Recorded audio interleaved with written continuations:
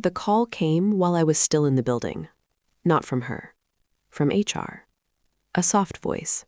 Practiced. Apologetic. The kind used when a decision has already been rehearsed in front of a mirror.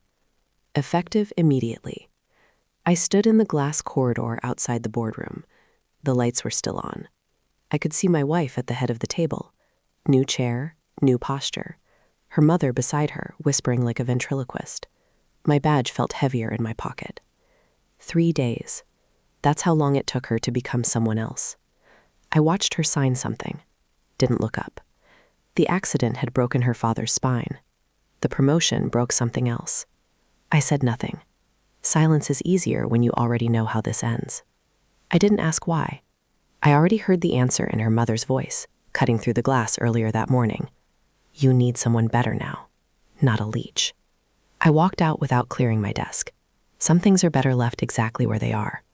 The betrayal wasn't loud. No screaming, no hotel rooms, no lipstick on collars. Just a slow surgical erasure. My access revoked, my name removed from internal threads, my calendar wiped clean like I'd never existed. At home, she avoided my eyes. She spoke in summaries. Board this, legal that, so busy. Her phone never left her hand. I told myself it was grief, stress, her father in traction, a company bleeding numbers. But grief doesn't look calculating. Grief doesn't rehearse sentences in the mirror. At night, she slept facing away from me. Her mother's words echoed in the dark, uninvited. Leech. I remembered the early years, when the company was just a shell and a name I filed at midnight. When I wired my savings quietly, anonymously. When I structured ownership through layers because her father hated outside influence. He never noticed the inside one. Neither did she. I watched, listened, waited.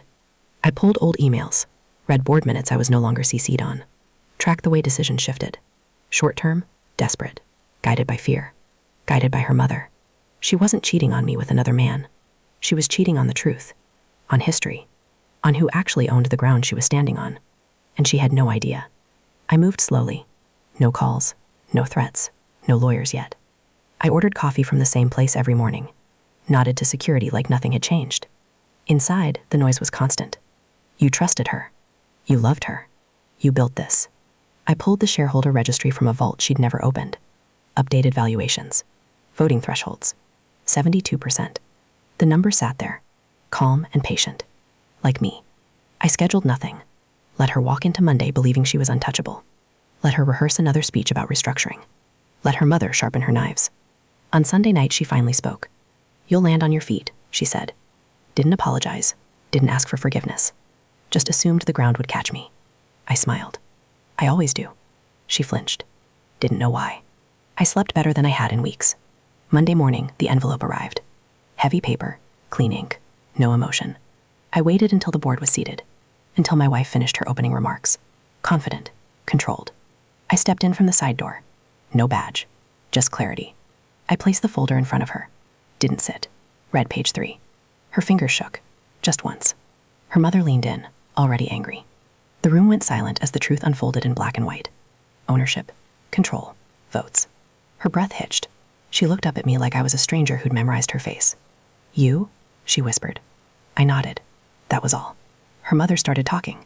Fast, loud, threatening words that meant nothing. I waited. When my wife finally spoke, her voice was smaller. Why didn't you tell me? I thought about all the nights I'd stayed quiet to protect her father's pride. All the mornings I'd let myself be invisible so she could shine. I did, I said. Just not out loud. I didn't fire anyone. I didn't raise my voice. I simply took the chair. The board followed the numbers. They always do. Her mother was escorted out, still arguing with ghosts. My wife stayed seated, eyes hollow, hands folded like she was praying for a different past. I loved you, she said. I believed her. That didn't change anything. I loved the version of you who didn't need permission to betray me, I replied. I signed one document. Transferred operational control. Not to myself. To an interim committee. I stood.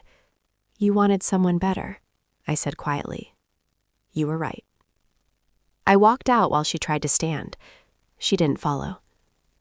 That night, the house felt larger. Empty, but honest. I poured a drink and watched the city blink back at me. No anger left. No triumph. Just clean lines. She lost a company she never understood. I lost a marriage that had already ended. Control isn't about domination. It's about knowing when to let go. I turned off my phone, and for the first time since the accident, everything was mine again.